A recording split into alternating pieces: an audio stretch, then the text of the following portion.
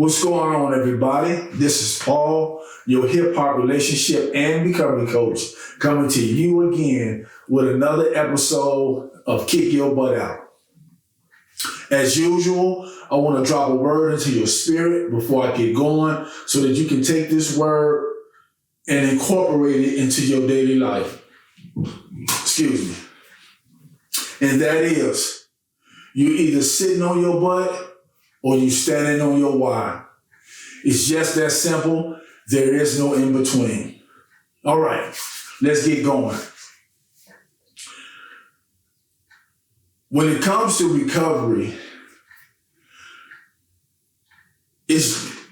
we have to be willing to do whatever it takes. It's just that simple. We have to be willing to do whatever it takes if we want to live a life of recovery. Unfortunately, many of us, myself included at one point, aren't willing to do what it takes. And then we wonder why we have not gained and maintained the life of recovery that we want for ourselves. And so because of that thought, I have some stuff that I want to talk about as it relates to that, and that's why I've decided to title today's episode of Kick Your Butt Out, but I can't, but I won't, but I don't. And so when I think about those three phrases that I used, and recovery or lack thereof, I thought about my own journey first before I want to talk about some of the other things that I've experienced or situations that I've come across when it comes to recovery or lack thereof. I remember years ago when my life was messy, when it came to me getting the good stuff, it didn't matter where that good stuff was. I remember times where I traveled 400, 500, 600, 700 miles from where I was in the name of getting the good stuff. I was very resourceful with that, whether it was car, bus, train, or whatever it took to get there. I made sure that I got there to get the good stuff. The thing that adds to that was, being born and raised in Chicago. I moved to Milwaukee. That's north of Chicago. And then I moved north of Chicago to Minneapolis. Those three places are significant in what I'm talking about because that's the Midwest. And in any given day in the winter, you can get 10, 20, 30 degrees below zero with a minimum of 3 to 4 feet of snow. None of that stopped me. No cold, no rain, no sleet, no snow stopped me from going to get the good stuff or my drug of choice. There were many times I didn't even have a car. I made sure I got there to get the good stuff or my drug of choice. I was resourceful in getting the money. I was resourceful in getting to it. It didn't matter. I made sure that I did everything that I needed to do to get to it. Now, I'm grateful for the fact that I missed that part of doing anything to get my next one. I didn't make it to that point, and I'm so grateful for that. However, I know for a fact that if I didn't kick my butt out when it came to my recovery, we wouldn't be doing this podcast. Not because I'm not going to do the podcast. I wouldn't do the podcast, but because I would probably be dead right now. And again, or maybe in jail for the rest of my life. Because it started to get that serious for me as the years went on and my drug usage progressed. By the time I got to start to embrace recovery in 2015, at the end of my usage, let me say it like that. At the end of my usage, by the time I got there, I was using a minimum of 2 to 3 grams per day. And that was just a function. And so I'm saying again that I was very resourceful and was doing whatever it took to get the good stuff or my next one. But again, before I started my recovery journey in 2015,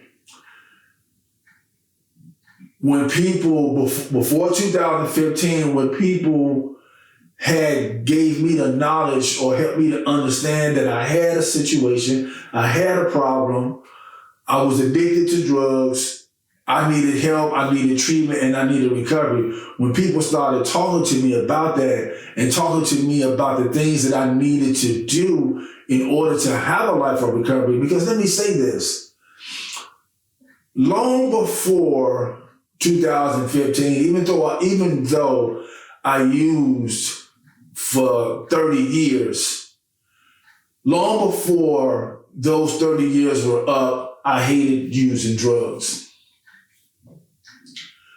Let me say that again. Long before that 30 years was up, I hated what I did. It was what I knew. It was a comfort zone for me. It was a place for me to not have to experience or feel the pain that I was going through. Not making any excuses. Please believe me, I'm not making any excuses, but that's what it was.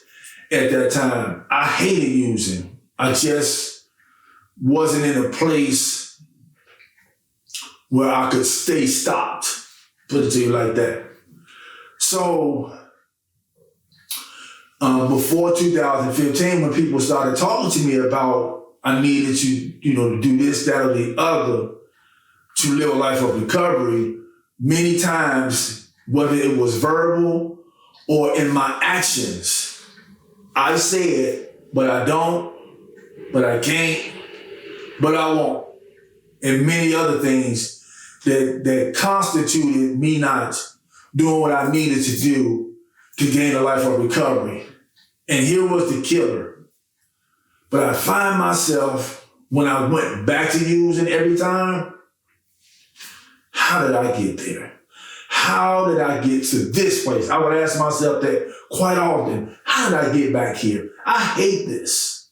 I hate this the most. And I find myself continuing to get back here. And the answer was this. It's because I had a butt. I wasn't willing to do what it took for me to not only stop, but to also stay stopped. And you out there who are listening to this podcast, that may be you, or you may know someone who is going through this same thing. And what I'm saying to you today is just like myself and millions of others, that same willingness that we had, that same tenacity that we had, that same resiliency that we had, that same relentlessness that we had, that same commitment that we had, that same charisma that we had, those same abilities that we had when it came to getting our good stuff or whatever it was that we were using, we got to use that same stuff, those same abilities, those same talents, those same gifts, those same qualities for our recovery. And the good thing about it is that you will realize that it's not as hard as you think or you make it out to be. You'll come to realize that you don't even have to use as much as you thought you would have to use to gain and obtain and maintain a life of recovery. So when it comes to recovery, I got some more stuff I want to talk about. When it comes to your recovery, any and every but, any and every don't, won't, can't, you got to kick that out. Because if you have one, you will not be able to live the life of recovery that you want for yourself. The second thing that is troubling for me is I'm in the recovery world from a personal standpoint, from a volunteer standpoint, and from a professional standpoint. And from a volunteer standpoint, me along with 3 other guys, we all co-facilitate a recovery group. Every week we switch houses every week so we can kind of have some variety, right? And one of the brothers whose house that we go to, every time it gets to his house, we have many people complaining, all the way over there.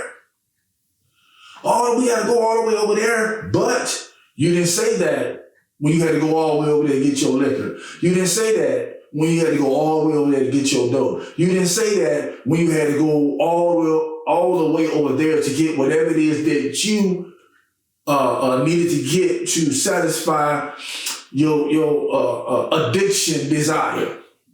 You was very resourceful, and there were no holds barred. You went, you did whatever you needed to do to get there. So that's one of the things that troubles me, that every time we get to his house, that's the common question amongst many of the members in this group that we are a part of. And to add to it, the ones who say that, when we do the week that we go to his house, the attendance is usually thin. Because no matter what we say, many still won't show up. And the sad part about it is that a lot of them who don't show up are the ones who are still struggling. And that's unfortunate. Again, when it comes to your recovery, you have to kick your butt out. But I can't, but I ain't, but I don't, but I won't, but it's all the way over there. I got to do this, that, or the other. You have to kick all of that out and be willing to do whatever it takes. The other situation that I've come across from a professional standpoint, I was doing a keynote at a treatment center a few weeks ago. And it got to the Q&A part of the talk. And one person in particular, was a couple of them, excuse me. One person that I want to bring up in particular, he said, but I don't know what I want, but I don't know what to do. Here's my reply to that. When it came to doing what we was doing for that mess or that madness, we had all the answers. We didn't need anybody to tell us anything. We had every one of the answers that we needed to continue to stay in that madness and in that mess. We had all the resources that we needed to continue to stay in that mess and in that madness. Every last one of us. No holds barred. We did it, and we made sure that we had everything we needed to make that happen, or to continue to make that happen. But when it comes to recovery, we have a lot of questions and won't try to figure out some of the answers that's within us already. Again, I want to say that maybe you might not have all the answers. I understand that, because I didn't. I still don't have all the answers today. However, I did what I needed to do, and I'm continuing to do what I need to do to get those answers. I'm not saying, but I don't know, but I can't, but I ain't, but I won't. I'm not using those statements when it comes to me maintaining my recovery. And here's one of the things that I said. Here was one of the things that I replied to that guy's question or to his statement. I asked them this question, and I'm asking you this as well. What don't you want? Okay, you know what you don't want, right? What's the opposite of what you don't want? So now you know what the opposite of what you don't want is, right? Do that. Just that simple. What don't you want, right? What's the opposite of it? And do that. Then you'll gain and maintain a life of recovery. You're looking at living proof. So, people, when it comes to recovery, we have to kick out the but I don't, but I can't, I don't have, I won't, I don't know. We have to kick all of that out and do what we need to do to live and maintain a life of recovery, the life that we want for ourselves. And so I want to ask you this as a close. What do you want your recovery to look like? What do you want your recovery to look like? Let's have some conversations around it. And maybe I could assist you in getting some of the answers. Maybe we could assist one another in getting some of the answers. But I want you to know this, men and women, there are answers. You don't have to stay where you are. You don't have to continue to live like that. And you most certainly don't have to die that way. This is Paul, your hip-hop relationship and recovery coach. As always, until next time, be well, do the next right thing. God bless you. And you either sitting on your butt or you standing on your why. I'm signing out. I'll see you again next time. Peace.